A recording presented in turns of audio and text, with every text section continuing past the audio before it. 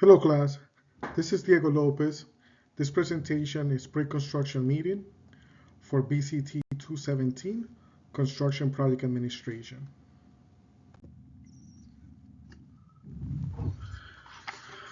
Okay, what is the situation?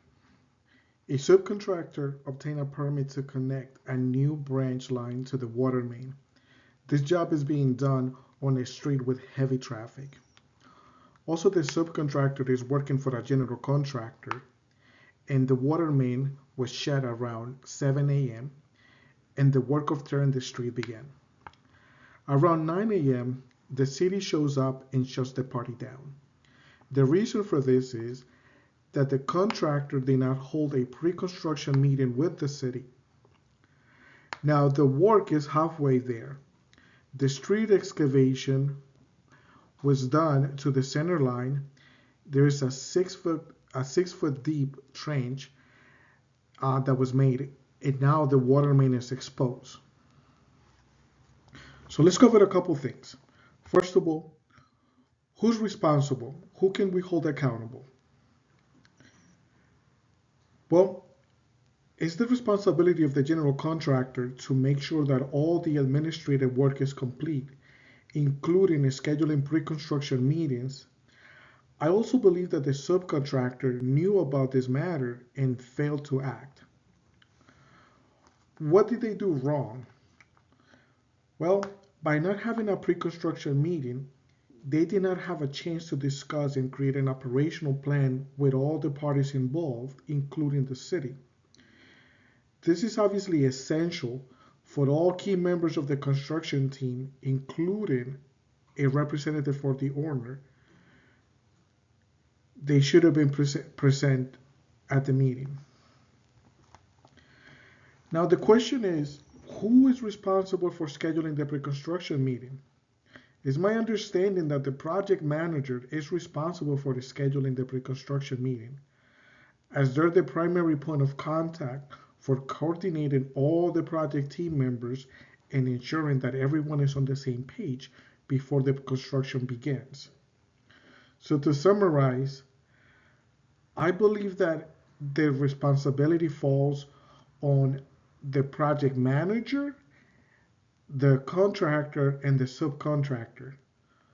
I feel that all three of them hold accountable or could be held accountable for failing to have a meeting.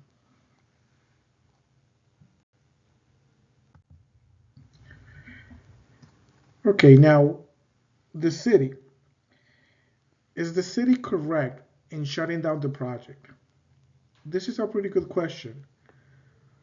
In my opinion, from the regulatory viewpoint, the city is probably right.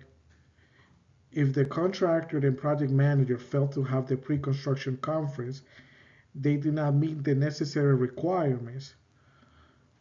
Compliance with such regulations ensure that the project processes smoothly and safely. Now, what is the impact? Several aspects will be impacted. At this point, the morning rush is already done. However, the afternoon rush hour will begin around 3 p.m.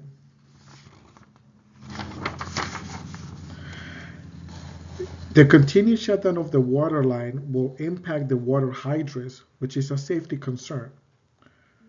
And people won't have any clean water, so the neighborhood will be impacted.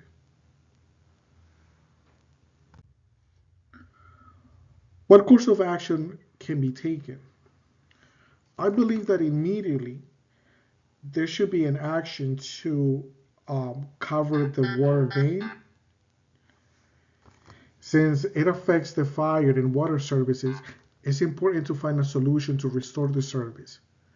The contractor should work with the city to cover the trench, backfill it, and get the street back for traffic flow and restore the water service in the community. Another solution is to hold an emergency meeting with all the stakeholders, including the city officials, general contractor, subcontractor, and utility representatives, to create a plan to continue the project with minimal disruption.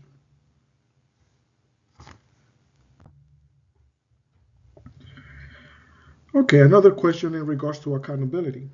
Should the general contractor or subcontractor be fined? In my opinion, fines for regulatory non-compliance um, are directed at the primary entity responsible. In this case, it seems that the general contractor should be fined since they are responsible. Now, should the general contractor or subcontractor be eliminated from bidding on future projects? Eliminating a contractor from future bids, in my opinion, depends on the gravity of the offense and if they have done this before. If this is just a first time, one time issue, maybe a warning or some type of probation period is more suitable. Now, if this is a repeat offender where they have done this a few times, they probably should be restricted from future projects. Another question is, in the public arena, can a contractor be eliminated from bid list? And my answer is yes. Contractors can be eliminated from public bids for the significant or repeated violations of regulation or poor performance. The process and regulations on this matter could change by different jurisdictions. In conclusion, this situation highlights how important it is to follow regulations, do proper planning, and coordinate between all parties involved in a project. It's crucial to learn from this specific project to prevent uh, future occurrences. Well, I also feel that key members should have been present. This is a logical method, and that's all I have. Thank you.